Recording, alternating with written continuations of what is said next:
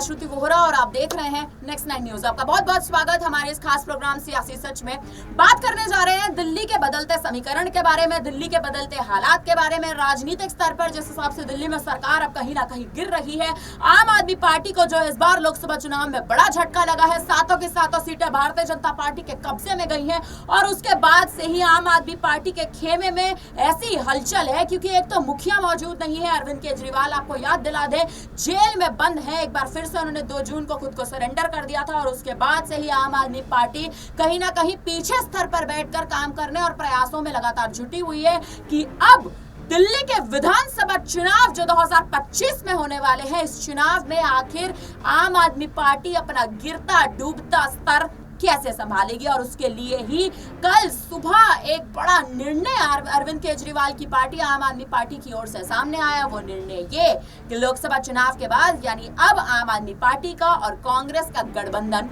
टूट गया है और ये ऐलान किया गोपाल राय ने, जिसके बाद से ही दिल्ली में राजनीति गर्मा रखी है। इसी मुद्दे पर बात करेंगे। हमारे साथ मनीष स्टूडियो में मौजूद है। मनीष, आपका स्वागत है। मनीष, पहला सवाल मेरा आपसे यही रहेगा, दिल्ली में आप देखें भारतीय जनता पार्टी के पक्ष में 7 सीटें गई। हालांकि आप देखें कहीं से कहीं तक भी कयास नहीं लगाए जा रहे थे, ना ही उम्मीद थी कि दिल्ली में बीजेपी जीतेगी क्योंकि आम आदमी पार्टी का दबदबा, खासा दबदबा दिल्ली में बना हुआ है। विधानसभा चुनाव अब आने वाले हैं, हालांकि अब तो आम आदमी पार्टी देखें हार चुकी है, लेकिन अब विधानसभा चुनाव में क्या आपको आम आदमी पार्टी का जो गिरता स्तर है वो संभलता दिखाई देता है? जी बिल्कुल आश्रुति, जिस तरीके से पिछले विधानसभा चुनावों में यहाँ पर आम आदमी पार्टी ने परचम लहराया, उसको देखते हुए कहीं ना कहीं आगे की रणनीतियों पर भी या विधानसभा चुनाव को लेकर भी यहाँ पर आम आदमी पार्टी अच्छे प्रयास करते हुए, अच्छे निर्णय लेते हुए यहाँ पर नजर आ सकती है। क्योंकि अगर देखा जाए तो यहाँ पर अगर बात करें लोकसभा चुनाव की 2024 की, तो 2024 में लोकसभा चुनाव में समीकरण क्यों बिगड़े वो मैं आपको बता देता हूँ। दरअसल हुआ यूं कि जब इंडिया गठबंधन के साथ यहाँ पर आम आदमी पार्टी ने दिल्ली में 7 सीटों पर यहाँ पर चुनाव लड़ा, तो जिसमें से 4 सीटें आम आदमी पार्टी के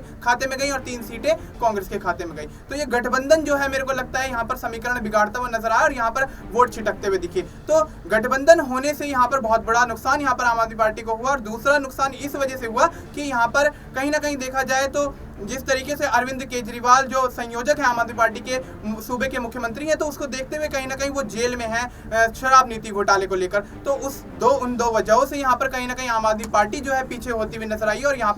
पर वोट और यहाँ पर यह यूं कहें कि सीटें ना आना भी ये एक मुख्य कारण हो सकता है। देखिए, सीटें ना आना मुख्य कारण हो सकता है, लेकिन मनीष अगर आप एक मुद्दे पर और गौर करें तो अरविंद केजरीवाल को 21 दिन की जमानत पर बाहर भेजा गया था और बाहर भेज के आप देखें कहीं ना कहीं इसी मुद्दे के चलते उनको 21 दिन के लिए बाहर भेजा गया था कि आप चुनाव का जो गिरता समीकरण दिल्ली में जो बन रहा है, दिल्ली में जो आम आदमी पार्टी की नैया डूब रही है, उसको आप संभाल सके। लेकिन क्या अरविंद केजरीवाल के जो आप देखें जो उनका जो कहीं ना कहीं परिश्रम था, उनके जो कहीं ना कहीं एफर्ट थे, क्या उसमें कमी रह गई?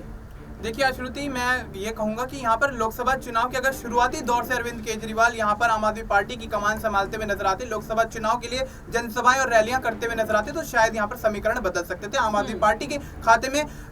5 नहीं 6 नहीं तो कम से कम यहाँ पर 2 से 3 सीटें आ सकती थी आसानी से। तो देखा जाए तो यहाँ पर जिस तरीके से समीकरण बिगड़ा है उसको लेकर कहीं ना कहीं ये भी कहा जा सकता है कि आम आदमी पार्टी के संयोजक या दिल्ली के मुख्यमंत्री अरविंद केजरीवाल जेल में चले गए, तो उसके बावजूद यहाँ पर पार्टी में थोड़ा सा बिखराव हो गया। यहाँ पर पार्टी मजबूत नहीं हो पाई, अपने आप को मजबूत नहीं कर पाई। तो मजबूत ना होने की स्थिति में यहाँ पर पार्टी में जो यहाँ पर पूरी तरह से काम नहीं हो पाया, उसको लेकर कहीं ना कहीं लोकसभा चुनाव में पिछड़ती हुई आम आदमी पार्टी नजर आई और इसी वजह से यहाँ पर बीजेपी ने 7 सीटों पर बाजी मार ली। और अगर बात करें इंडिया गठबंधन की, तो इंडिया गठबंधन के साथ आने में भी यहाँ पे कहीं ना कहीं कांग्रेस के साथ आने में भी तो यहाँ पर समीकरण बिगड़ते हुए नजर आए हैं और आम आदमी पार्टी के हाथ जो सीटें कुछ लगने की कयास भी लगाए जा रहे थे, वो सीटें भी यहाँ पर हाथ में नहीं लगी हैं। दिल्ली में देखें आप मनीष, आम आदमी पार्टी का और कांग्रेस का गठबंधन भी हो रखा था, तो उस गठबंधन में हमें अंतरकला की स्थिति बीच में ही देखने को मिल गई। जब से अरविंदर सिंह लवली ने आप देखें कांग्रेस का दामन छोड़ा, भारतीय जनता पार्टी में शामिल हो गए, आम आदमी पार्टी पे तमाम तरह के आरोप लगाए गए, विधायकों ने कहीं ना कहीं कांग्रेस का दामन छोड़ा और छोड़ने के बाद कांग्रेस पर आरोप नहीं लगाए,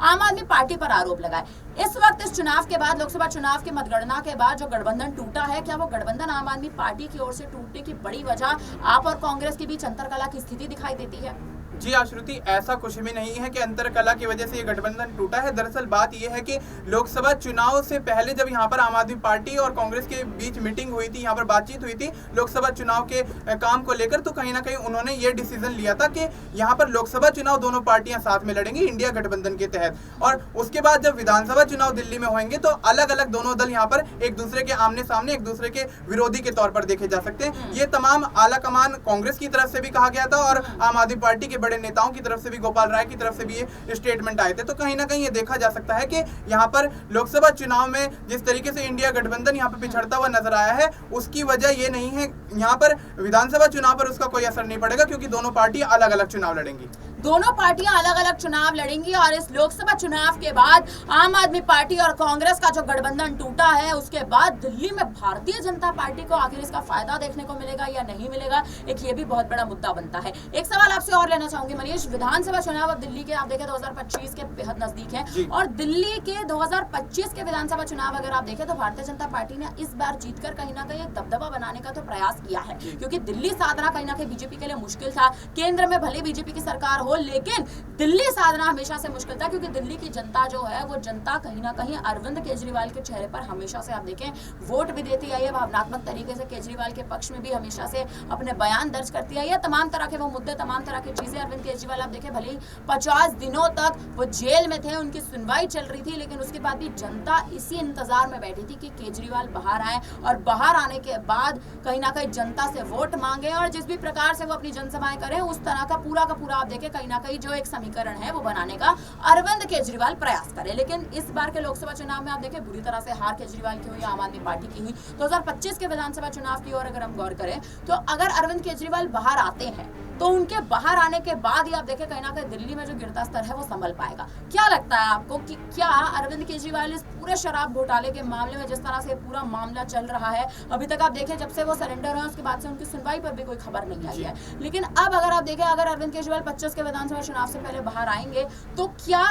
एक तरह से वो आम आदमी पार्टी को दिल्ली में संभाल एक बार वापस ले पाएंगे, क्या कमान संभाल पाएंगे, या फिर अरविंद केजरीवाल अपनी कमान किसी और के हाथ में सौंपते दिखाई दे सकते हैं? जी बिल्कुल, जी आश्रुति, जिस तरीके से यहाँ पे समीकरण बनते हुए नजर आए लोकसभा चुनाव के दौरान, उसको देखते हुए यही समझा जा सकता है, यही कयास लगाए जा सकते हैं कि यहाँ पर आम आदमी पार्टी के संयोजक अरविंद केजरीवाल अगर विधानसभा चुनाव के कुछ समय पहले से, या यूं कहें कि चुनाव प्रचार जब शुरू हो जाएगा तो उसके पहले ही अगर यहाँ पर बाहर आ जाते हैं, जमानत पर आ जाते हैं, तो कहीं ना कहीं यहाँ पर स्थिति बदलते हुए देखी जा सकती है और आम आदमी पार्टी यहाँ पर अच्छी जीत हासिल कर सकती है और यहाँ पर कांग्रेस और बीजेपी दोनों ही पिछड़ती हुई नजर आ सकती है। क्योंकि लोकसभा चुनाव में हमने देखा, बीच चुनाव में यहाँ पर अरविंद केजरीवाल को जमानत दी जाती है और बीच चुनाव में जिस तरीके की मेहनत उनको करनी चाहिए उस तरीके की मेहनत वो करते हैं, अपने दम पर पूरी मेहनत करते हैं, लेकिन कहीं ना कहीं पार्टी यहाँ पर दिल्ली में 7 सीटों से यहाँ पर पीछे